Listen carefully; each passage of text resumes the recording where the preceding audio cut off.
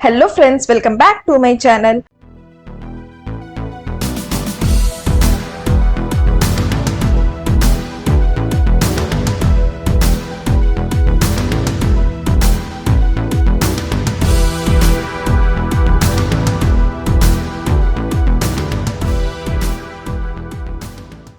Part 77 के starting में हमें दिखाया जाता है कि जैसा कि तांघाई ने शिहाओ को बोला था कि तुम इसे छोड़ दो, मैं इसे मारूंगा, मतलब कि उस जापानीज लड़की को, क्योंकि उस जापानीज लड़की ने तांघाई की गर्लफ्रेंड को मारा था। जैसा कि तांघाई ने बोला था वो वैसा ही करता है, वो उस जापानीज लड़की को अपने हाथों से मार देता है। बट जो जापानीज लड़की रहती है उसके भी हाथों में तलवार रहता है, तो वो भी तांघाई को मार देती है। उसके बाद तांघाई बोलता है कि शिहाओ, अगर मैं मर जाता हूँ तो सेकंड मास्टर को बोल देना कि अगर मेरा अगला जन्म हुआ तो मैं अगले जन्म में भी उनका भाई बनकर आऊंगा। और फिर ऐसा कहते हुए वो जापानीज लड़की उसे मारती है और तांघाई भी मारता है, दोनों एक दूसरे को मारते हैं और दोनों की वहीं पर डेथ हो जाती है। उसके बाद हमें सीन में दिखाया जाता है कि शिहाओ तांघाई की बॉडी को लेकर के जाता है और बहुत रोता है। तांघाई और अपने बिताए हुए पल को याद करता है जब दोनों एक दूसरे से झगड़ते थे या सेकंड मास्टर जुओ के लिए वो लोग जापानीज से लड़ते थे, तो वो ये सारी चीज को याद करता है। उसके बाद वो ये भी याद करता है कि जब वो तांघाई की शादी के लिए शॉपिंग करने जा रहे थे तो तांघाई ने उसे बोला था कि तुम्हारा इतना ज्यादा गुस्सा है कि तुम्हें तो कोई लड़की ही नहीं मिलेगी, तो अगर तुम्हें कोई लड़की नहीं मिले तो तुम मेरे पास आ जाना, मैं तुम्हें अपने साथ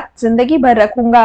तो ये सब सोच के वो रोने लगता है। उसके बाद हमें सीन में दिखाया जाता है कि मिंजू को डॉक्टर आकर के बोलता है कि मिस्टर जियांग को अब हम लोग नहीं बचा सकते, उनके पास कुछ ही वक्त है क्योंकि हमें एंटीडोट नहीं मिला है और इनका एंटीडोट है भी नहीं जो इन्हें ठीक कर सकते। तो मिंजू बहुत रोने लगती है और डॉक्टर को बोलती है कि नहीं प्लीज आप कुछ करिए, आप तो डॉक्टर है, कुछ तो होगा। बट उसके बाद डॉक्टर वहां से चला जाता है। उसके बाद जियांग बोलता है कि मिंजू यहाँ पर आओ, रो मत, और तुम्हें पता है मेरा लाइफ का बेस्ट मोमेंट यही है कि जब मैं तुमसे मिला, जब तुम मेरे साथ रहती हो तो मुझे अच्छा लगता है, इसलिए तुम यहाँ बैठो।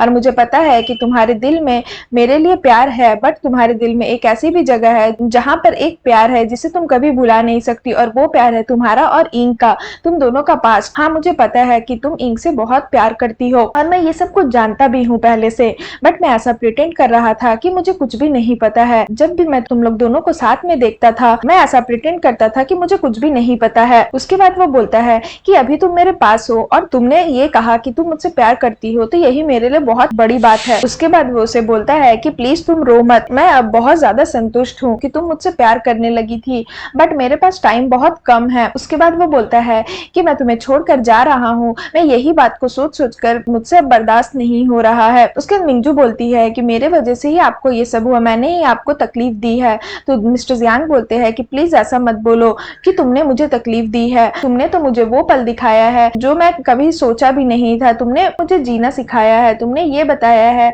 कि मैं मिस्टर जियांग हूँ जो अपने लिए भी जी सकता है, और तुमने मुझे अपना फियांसे बनने का चांस दिया, तुमने मुझे ये फील कराया कि प्यार क्या होता है और अपने लिए जीने का फीलिंग कैसा होता है। तुम्हारे साथ मैंने बहुत सारे हैप्पीएस्ट और ब्यूटीफुल मोमेंट बिताए हैं, मुझे वो सब याद रहेगा और मैं वही यादें लेकर के यहाँ से जाऊंगा। उसके बाद वो बोलता है कि मिंजू तुम मुझसे प्रॉमिस करो कि अगर मैं यहाँ पर नहीं होता हूँ तो तुम्हें अपना ख्याल रखना पड़ेगा। उसके बाद वो बोलता है कि जियांग फैमिली हमेशा तुम्हारी फैमिली ही रहेगी। उसके बाद तभी वहां पर इंग आता है, तो मिस्टर जियांग बोलते हैं कि मिंजू तुम थोड़े देर के लिए बाहर जाओ, मुझे अपने भाई से कुछ जरूरी बातें डिस्कस करनी है। उसके बाद हमें सीन में दिखाया जाता है कि शिहाओ तांघाई की डेड बॉडी लेकर के जुओ के पास आता है और बोलता है कि सेकंड मास्टर जुओ, तांघाई ने आपसे ये बोलने के लिए बोला था कि अगर वो अगला जन्म लेता है तो अगले जन्म में भी वो आपका भाई ही बनना चाहेगा। तो जुओ ये सुन के बहुत रोने लगता है और उसे बहुत सैड फील होता है। उसके बाद हमें सीन में दिखाया जाता है कि इंग बोलता है जियांग को कि भैया आपने ऐसा क्यों किया।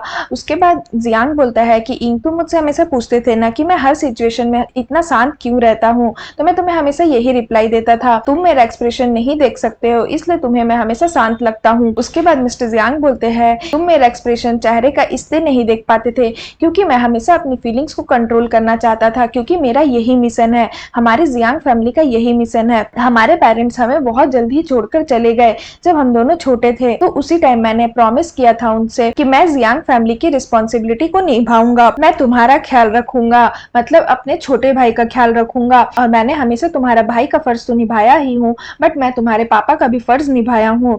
मैं ऐसा बनना चाहता था जो हमेशा अपने भाई को प्रोटेक्ट करे, मिस्टर जियांग फैमिली को प्रोटेक्ट करे, और पूरे संघाई में सबसे रिस्पेक्टेड मिस्टर जियांग बनना चाहता था, और यही मेरा मिशन है, यही हमारा मिशन है। उसके बाद मिस्टर जियांग बोलते हैं कि वैसे फ्रैंकली बोलूं तो मैं तो उतना परफेक्ट नहीं हूँ और तुम्हें पता है कि मैं मिंजू को कितना ज्यादा प्यार करता हूँ, बट मैं अपनी फीलिंग को कंट्रोल नहीं कर पाया और तुम मेरे भाई हो ये मुझे पता था, फिर भी मैंने मिंजू को तुमसे छीन लिया। यही रियल जियांग हानचुआन है। मैंने हमेशा से वही पाया है जो मैंने चाहा है और मैंने जिस लड़की को प्यार किया उसके लिए मैं कुछ भी कुर्बान करने को तैयार था। अब मेरे पास ज्यादा समय नहीं बचा है, अब बहुत ज्यादा लेट हो चुका है। उसके बाद मिस्टर जियांग बोलते हैं इसलिए इंग मेरी बात तुम ध्यान से सुनो, अब तुम्हारी बारी है ये मिशन को फुलफिल करने की। अब से मेरा मिशन तुम्हारा मिशन है। मैंने अपना सब कुछ तुम्हें दे दिया है, अपनी धन दौलत अपना नाम सब कुछ मैंने तुम्हें दे दिया है। अब संघाई के तुम असली मिस्टर जियांग हो। तुम मिंजू का अच्छे से ख्याल रखना, मिंजू अब तुम्हारी है और अगर अगला जन्म होता है तो मैं अगले जन्म में तुम्हारा भाई बनकर ही आऊंगा। उसके बाद मिस्टर जियांग इंग को बेस्ट ऑफ लक बोलते हैं और फिर वो उसे हक करते हैं और जैसे ही वो उसे हक करते हैं